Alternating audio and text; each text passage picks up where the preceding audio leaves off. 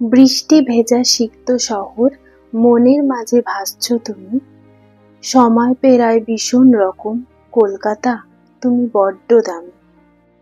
কলকাতা মানেই অলিখিত প্রেম, অলিগলির ভালোবাসা, বিখ্যাত রসগোল্লা, ট্রাম লাইন ধরে হাঁটা, গড়ের মাঠের আড্ডা, পুজোয় প্যান্ডেল হপিং, রাতের হাওড়া ব্রিজ, আরো কত কিছু।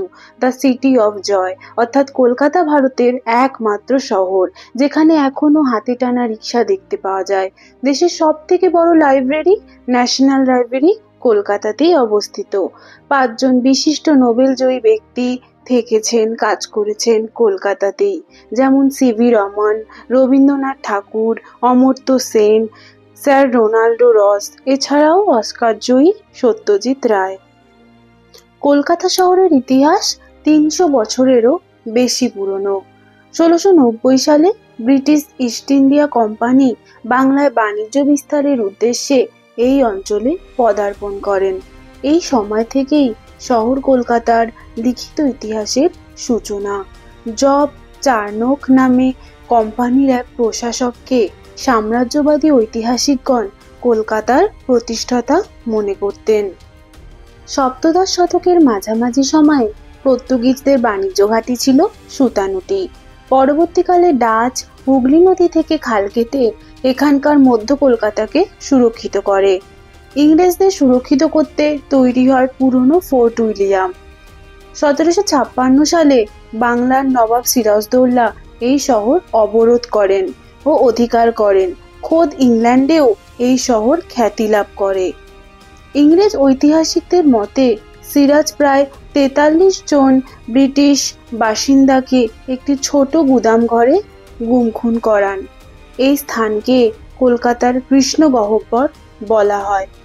রবার্ট ক্লাইভ পরের বছরই কলকাতা পুনরুদ্ধার করেন। হুগলি নদীর জলপথে ইংরেজ যাত্রী এবং বাণিজ্য পথের প্রসার ঘটায়। 1850-এর দশকে রেলপথ চালু হলে দেশের অন্যান্য অঞ্চলের সঙ্গে কলকাতার যোগাযোগ বৃহত্তর মাত্রা পায়। এই শহর দেশের বাণিজ্য স্থল এবং পাশ্চাত্য ঘরানার ব্যবসায়িক ঔপনিবেশিক এই শহরে নির্দিষ্টভাবে ঘিঞ্জি আর অপরিকল্পিতভাবে এলাকায় দেশীয় বাসিন্দাদের জন্য আলাদা পাড়া ছিল মূল শহরের পূর্ব আর উত্তর ঘেঁষে।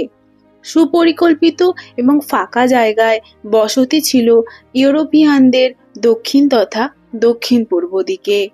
স্বাধীনতার পরে এই সাহেব পাড়াগুলি দেশীয় ধনীদের বাসস্থান বা পার্ক স্ট্রিট প্রভৃতির মতো বাণিজ্য অঞ্চল হয়ে ওঠে।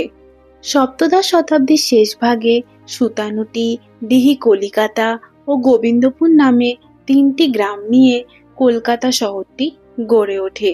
এর মধ্যে ডিহি কলিকাতা নামটি থেকে কলকাতা নামটির উৎপত্তি।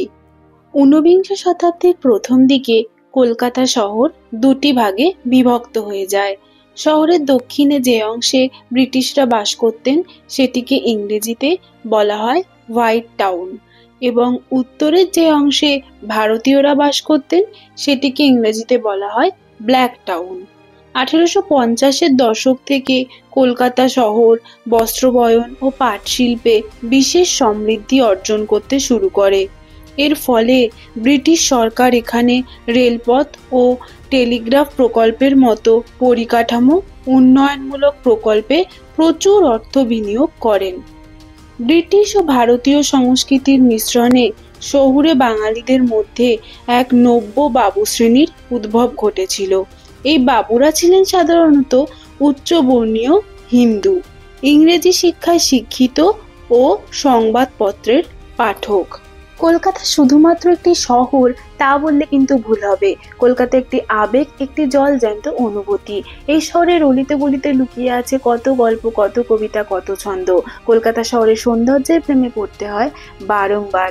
গানে গানে বলা যায়, কলকাতা তুমিও হেঁটে দেখো, কলকাতা তুমিও ভেবে দেখো, কলকাতা যাবে কি না যাবে আমার সাথে।